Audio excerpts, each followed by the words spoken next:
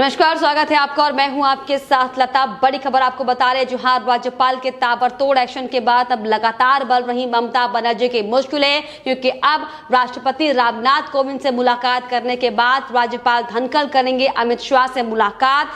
मुलाकात कर गृह मंत्रालय को सौंपेंगे अपनी तमाम बंगाल हिंसा को तैयार की गई रिपोर्ट। तो वहीं आपको बता दें कि बंगाल हिंसा पर बीजेपी नेता कैलाश विजयवर्गीय का भी सामने आया है बयान। साफ तौर पर कहा है कि बंगाल की कानून व्यवस्था खराब लगना चाहिए बंगाल में राष्ट्रपति शासन। जी हां, तो ऐसे में अब ममता के खिलाफ हो रहे एक के बाद एक ताबड़तोड़ एक्शन से लगातार परेशान दिख रहा है ममता गैंग। जी हां, एक बार फिर से ममता बनर्जी को बड़ा झटका यहां पर साफ तौर पर लगता हुआ दिखाई दिया है, क्योंकि अब बंगाल में ममता बनर्जी के सरकार की उल्टी गिनती शुरू हो चुकी है। जी हां, और ऐसा हम इसीलिए कह रहे हैं क्योंकि राज्यपाल धनखड़ लगातार एक्टिव मोड में है और इसी कड़ी में राष्ट्रपति से मुलाकात करने के बाद अब राज्यपाल धनखड़ आज शाम 7 बजे गृह मंत्री अमित शाह से मुलाकात करेंगे और अमित शाह से मुलाकात कर राज्यपाल गृह मंत्रालय को अपनी तमाम बंगाल हिंसा को लेकर जो भी रिपोर्ट राज्यपाल ने तैयार की गई थी अब तक वो गृह मंत्रालय को सौंपेंगे और साथ ही साथ बंगाल के लगातार वर्तमान में जो हालात बद से बदतर बने हुए हैं उसको लेकर भी गृह मंत्रालय की ओर से कार्रवाई करने की मांग की जाएगी। जी हाँ, तो लगातार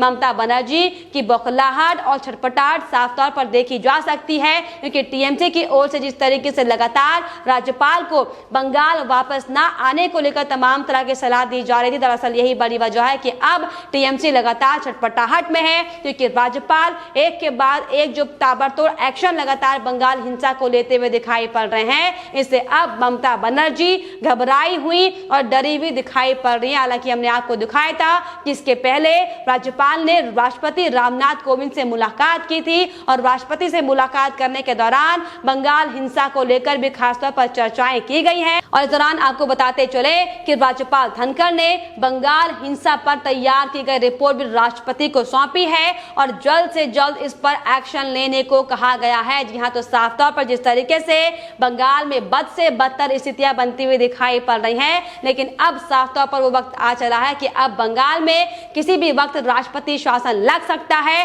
क्योंकि जिस तरीके से लगातार ताबड़तोड़ एक्शन मोड में आते हुए राज्यपाल धनखड़ ने दिल्ली में लगातार बड़े नेताओं से मुलाकात की है। बीजेपी के आला नेताओं से लगातार राज्यपाल की मुलाकात का दौर जारी है और यही बड़ी वजह है कि लगातार टीएमसी में छटपटाहट दिखाई पड़ रही है। जी हां, आपको बताते चले कि इसके पहले भी गृह मंत्रालय की ओर से बंगाल में लगातार मचे बवाल को देखते हुए कई टीम बंगाल में भेजी गई थी और ममता बनर्जी को भी साफ तौर पर फटकार लगाते हुए कहा गया था कि इस पर कार्रवाई की जाए, लेकिन लगातार ममता बनर्जी इसे नजरअंदाज करने में लगी हुई थी और यही बड़ी वजह थी कि अब आखिरकार राज्यपाल को दिल्ली दौरा करना पड़ा, जहां पर केंद्रीय बड़े नेताओं से मुलाकात कर बंगाल की हिंसा को लेकर बंगाल में लगातार जो घमासान पिछले कई महीनों से मचा हुआ है इसकी जानकारी दिल्ली आकर देनी पड़ी है। और यही बड़ी वजह है कि लगातार अब टीएमसी में खलबली मची हुई है और लगातार राज्यपाल को बंगाल ना आने की नसीहत दी जा रही है। जहां दरअसल आपको बताते चले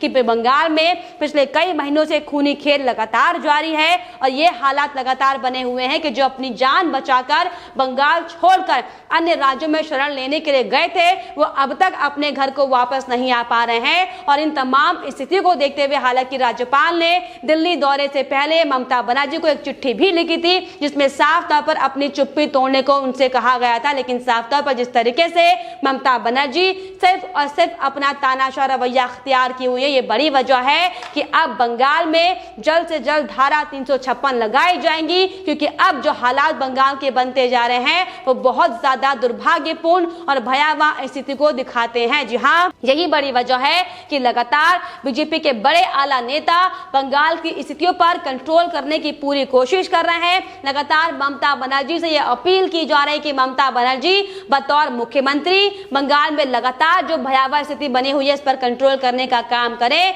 लेकिन ममता बनर्जी लगातार इसे नजरअंदाज की हुई है और यही बड़ी वजह है कि अब ग्वालियर पहुंचे बीजेपी के राष्ट्रीय महासचिव कैलाश विजयवर्गीय ने भी इस पर चिंता जाहिर की है और एक बार फिर से बंगाल की स्थितियों पर चिंता प्रकट करते हुए कैलाश विजयवर्गीय ने साफ तौर पर कहा है कि बंगाल में जो लगातार कानूनी व्यवस्था को देखते हुए जो ध्वस्त कानून व्यवस्था दिखाई पड़ रही, लाजमी है कि बंगाल में राष्ट्रपति शासन लगना चाहिए। दरअसल आपको बताते चले कि विजयवर्गीय ने साफ तौर पर बयान देते हुए कहा है कि चुनाव परिणाम आने से आज तक 45 बीजेपी कार्यकर्ताओं की हत्याएं हो चुकी है। बीजेपी कार्यकर्ताओं को लगातार पीटा जा रहा है, हिंसा की राजनीति की जा रही है और सैकड़ों महिलाओं के साथ बलात्कार हो रहे हैं और पुलिस रिपोर्ट तक लिखने को राजी नहीं है। यही बड़ी वजह है और मैं समझता हूं कि बंगाल में जो स्थितियां लगातार बनी हुई है वो राष्ट्रपति शासन लगने जैसी स्थितियां हैं। जी हां, इसके अलावा कैलाश विजयवर्गीय ने एक और बयान देते हुए साफ तौर पर कहा कि बंगाल में वर्तमान में जो कानून व्यवस्था की स्थिति है,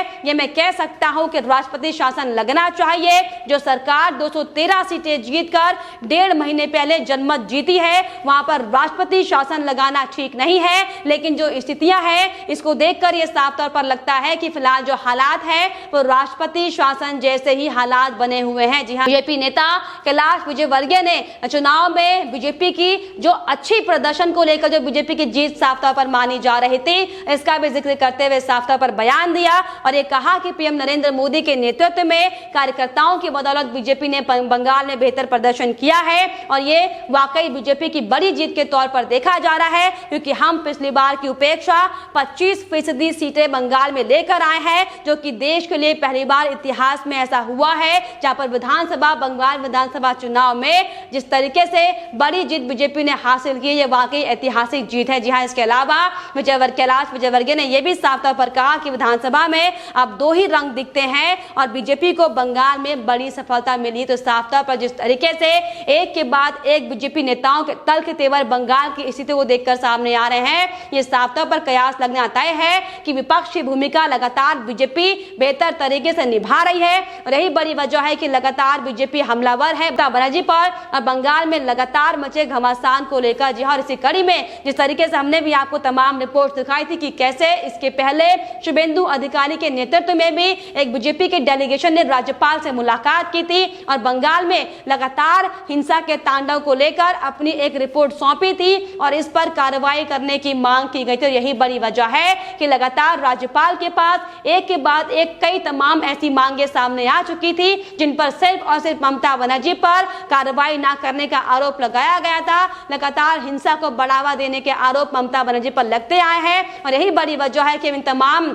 परेशानियों को देखते हुए, इन तमाम बद से बदतर स्थितियों को देखते हुए राज्यपाल ने दिल्ली का दौरा करने का मन बनाया। हालांकि अब जिस तरीके से टीएमसी के गुंडों में दिल्ली दौरे को लेकर जो बौखलाहट सामने आ रही है, इसकी बानगी हमने आपको दिखाई थी कि कैसे मोइना मित्रा से लेकर तमाम टीएमसी के सांसद राज्यपाल के एक्शन से घबराए हुए थे और राज्यपाल को दिल्ली से वापस नहीं लौटने की लगातार सलाह दी जाती। लेकिन अब आपको बताते चले कि ताबड़तोड़ एक्शन के बाद यही बड़ी वजह है कि टीएमसी के गुंडे बौखलाए हुए हैं और अब जिस तरीके से राज्यपाल लगातार बीजेपी के आला नेताओं से मुलाकात कर रहे हैं, हालांकि अब तक तमाम बड़े नेताओं से राज्यपाल की मुलाकात हो चुकी है और साथ ही साथ महामहिम राष्ट्रपति के साथ भी मुलाकात कर राज्यपाल ने बंगाल की वर्तमान स्थिति को लेकर अपनी रिपोर्ट राष्ट्रपति को सौंपी है। लेकिन अब यह साफ तौर पर कयास लगाए जा रहे हैं कि गृह मंत्रालय से भी मुलाकात करने के बाद राज्यपाल बंगाल की स्थिति को लेकर गृह मंत्रालय, गृह मंत्री अमित शाह से चर्चा करेंगे और इस विषय में जल्द से जल्द हस्तक्षेप करने की मांग की जाएगी। यही बड़ी वजह है कि अब